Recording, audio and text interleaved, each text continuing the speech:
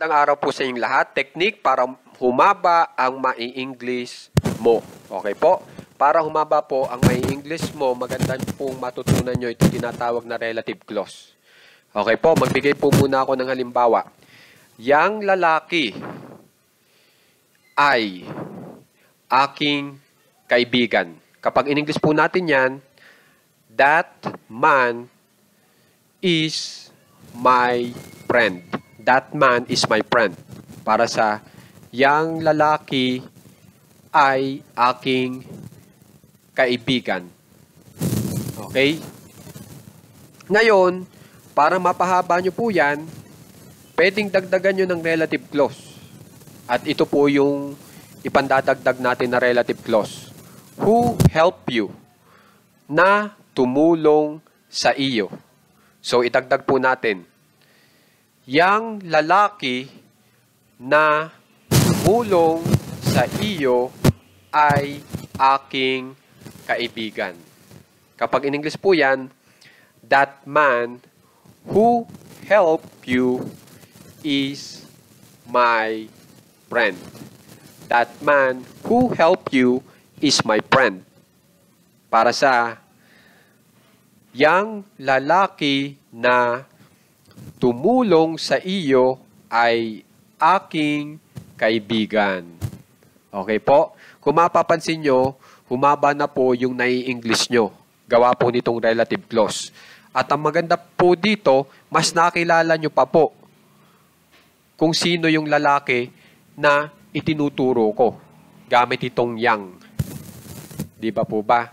At yung lalaking iyon ay yung tumulong sa iyo.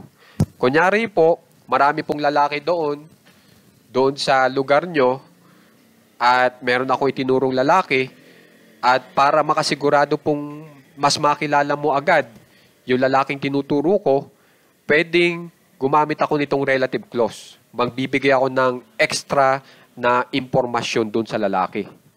So, ang ibig lang sabihin, itong relative clause ay tagabigay ng extra information doon sa ating subject para mas makilala natin o ma-identify natin ng lubusan yung pinag-uusapan po natin na lalaki.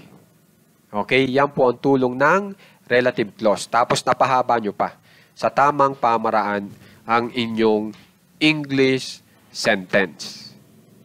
Okay? Subukan naman natin ito.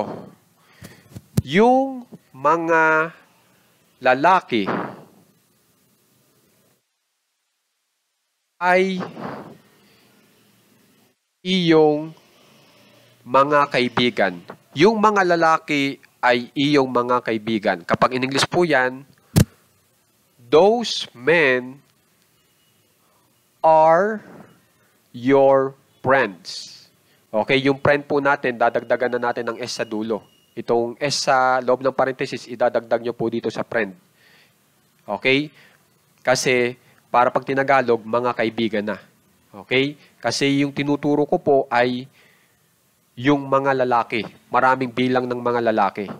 Okay? At mapapansin nyo rin po, yung men natin, ang spelling M-E-N. Ibig sabihin, naka-plural form yan. At ang ibig sabihin ng naka-plural form, marami ang bilang yan.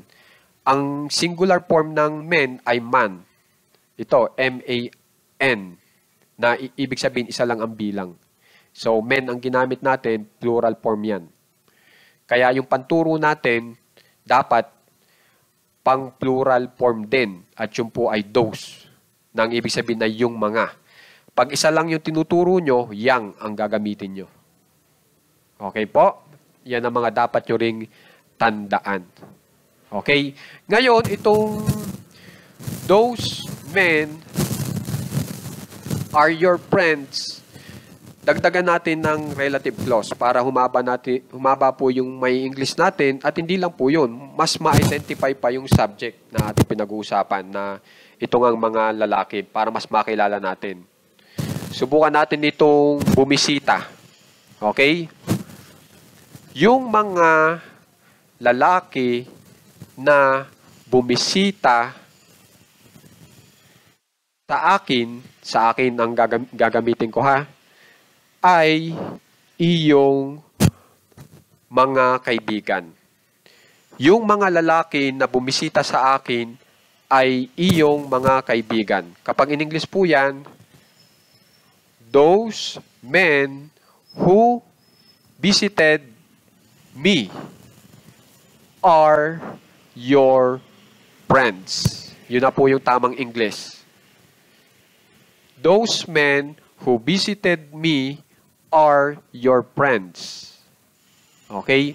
So, ganyan lang po kadali. Okay? Maglagay ng extra information sa ating pinag-uusapan. Okay? Kung alam nyo, itong tinatawag na relative clause. Kaya itinuturo ko sa inyo. Okay po? So, yung who po ay maaari pong ipanturo sa isa lang ang bilang na pinag-uusapan, katulad po nitong man, o kaya sa maraming bilang, katulad nitong men. Okay? Ngayon, itong those, ang pagkakatagalog natin ay yung mga. Tapos yung men, ang pagkakatagalog po natin ay mga lalaki. So, hindi naman po pwede na dalawang mga ang inyong gagamitin. Kasi magiging mali na yung Tagalog na mensahe natin. Magiging yung mga lalaki. Mali po yun. So, dapat bawasan nyo ng isa. At ang babawasan nyo ng mga ay itong men.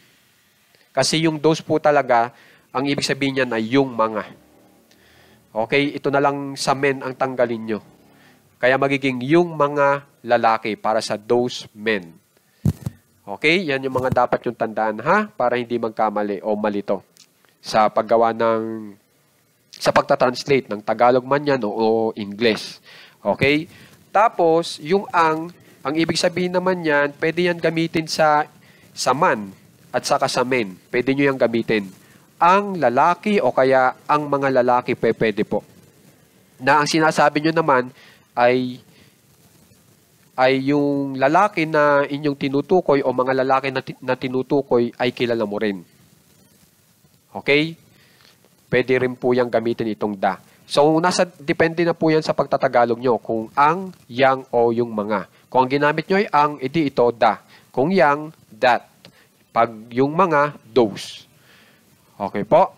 So, sana may practice po itong ating aralin kasi kung mapapansin nyo, ito ay gamitin na gamitin. Okay? At ang impormasyon nga palang ibinibigay nyo dito ay pang ngayon, hindi pang noon. Okay? Kasi ang main verb po dito ay itong ay natin na is o are. Pag naka is o are ka na ginagamit na linking verb, ang impormasyon po natin ay pang ngayon. Okay? Hindi po ito ang susundin nyo. Itong tumulong, tumawag na naka-past tense. Hindi po. Yan ay extra information lang po. Tagadagdag lang ng impormasyon. Pero pwede nating tanggalin. At alam nyo yun. Kasi nasubukan na po natin wala yung relative clause. Dinagdagan lang natin. Okay?